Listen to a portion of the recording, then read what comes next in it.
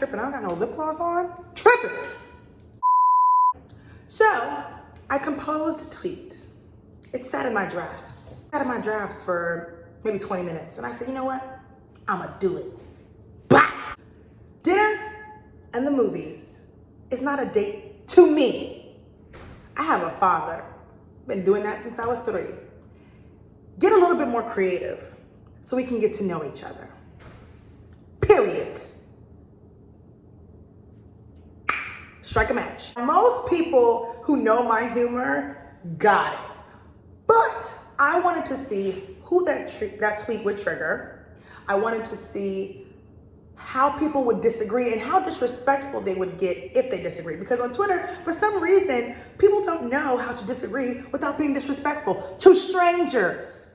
I am a stranger. You do not know me. You see a tweet and a possible trait of thought that I may have at one point in time, but you do not know me, baby.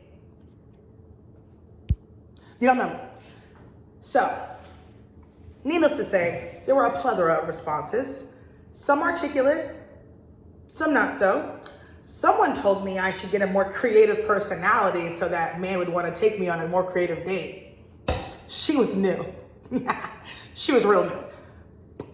But some people with fake pages said some decent things. Most people got it.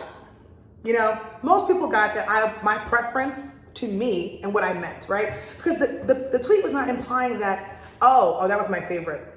There was one girl who said, so the implication being that people without fathers don't have standards? A reach. In this day and age, everyone is so hypersensitive and so ready to be contrary that they're not even really listening or giving people the opportunity to express themselves in a way that makes sense. No one's reading with the intent to understand. They're reading with the intent to retort. And that's a problem. And I don't think it'll be solved because I think it's just the way it is now, and it's Twitter, and everyone has all this courage to say things that they would not say if they were standing right in front of you. But needless to say, I enjoyed my little experiment. It was really fun. Also, dinner and the movies is perfectly fine for a date for some people. For some people, it's not. For me personally, I'm past that phase in my life where I want to go to just do dinner and a movie. Obviously, that's the thing. If we're dating, that's something I want to do all the time if you're my man. If we're first getting to know each other, though, I think for me, a funner approach for me is like a basketball game.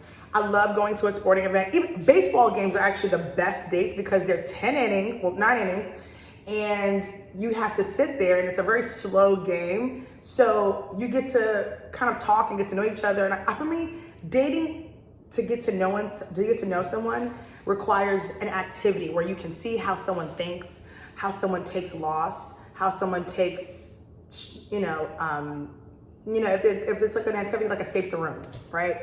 And you get to see how their mind works, their logic, how they deal when they're not necessarily winning or achieving something, what they do when they're frustrated, how they talk or how they react. You get to kind of see a lot about people, and that's what comes out later on sometimes in a relationship that you weren't expecting, and that's how people end up leaving or separating or not doing as well because they haven't done the work to get to know who they're with.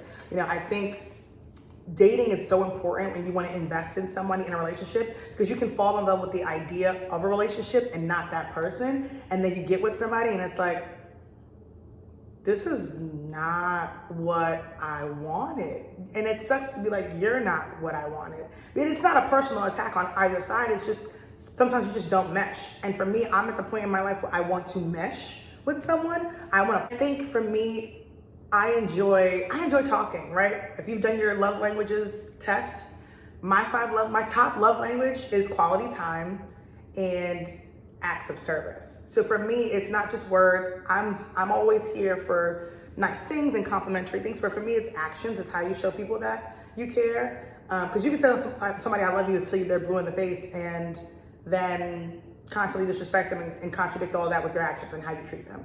So I think for me, it's all about quality time. I love just kind of being present with somebody and kind of bonding and just talking. I like to talk, clearly. But I'm big on conversation. So for me, I want to date where I can actually get to know you, your mind, how you think, how you feel, what your thoughts are about, life, your moral standpoints, because at this point, if we're dating and I'm dating to get married or being in a long-term relationship, I don't want to be with somebody who doesn't share the same views or the views that I respect or even the same moral compass. Because let's say we have a family, we want to start a family. If we have different views on life, how can we raise children? Those conversations on finances, even to have those conversations are really important.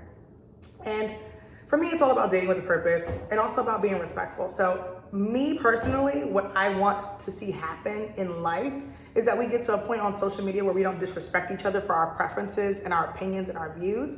You can simply ask questions if you disagree, and it's okay to disagree. We're not all the same. That's what makes the world so dope, is that there are so many different personalities and people to learn from. But to be disrespectful to strangers, I think to go out of your way to be disrespectful is insane. Especially when folks who should not be getting nasty, get nasty. And I'm trying to be nice and say this in a nice way, but we're all beautiful. We're all God's children. But just look in the mirror before you try to come for someone else, okay? I'm never disrespectful. I'm never rude or intentionally or malicious to people on Twitter. I've left that girl back a long time ago, back in 2009, 2010. I try to be a little bit more mature because words do hurt and words do mean things. And you can take a lot of this stuff on social media way too seriously, and you shouldn't, because people don't know you. They don't know your heart. They don't know who you are. They don't know what you've done. But be mindful of what you put out there, because it comes back to you. Be mindful of the energy that you put on social media. Be mindful of the things that you say, because those words will follow you and they'll linger. And if that's really in your heart and that energy is in your soul, you're not going to be blessed. Sorry.